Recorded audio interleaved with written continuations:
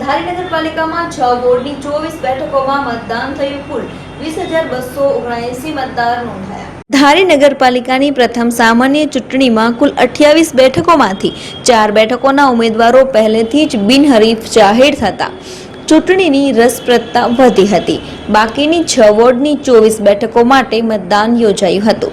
20,000થી વધુ મતદાતાઓમાંથી 12,764 મત અધિકારનો ઉપયોગ કર્યો. આ ચૂંટણીમાં કુલ 20,276 મતદારો નોંધાયેલા હતા, જેમાંથી 12,764 મતદારોએ પોતાના મત અધિકારનો ઉપયોગ કરી ઉમેદવારોની પસંદગી કરી હતી, જેનું કુલ મળીને 62.95% મતદાન નોંધાયું હતું.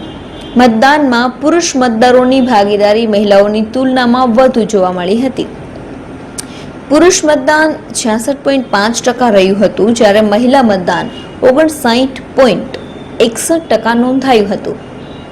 અમરેલી જિલ્લાના ધારી નગરપાલિકાનો દરજ્જો મળ્યા બાદ આ પ્રથમ ચૂંટણી હોવાથી મતદારોમાં વિશેષ ઉત્સાહ જોવા મળ્યો હતો. ખાસ કરીને યુવાનોમાં આ ચૂંટણી ઉત્સાહભરી જોવા મળી હતી.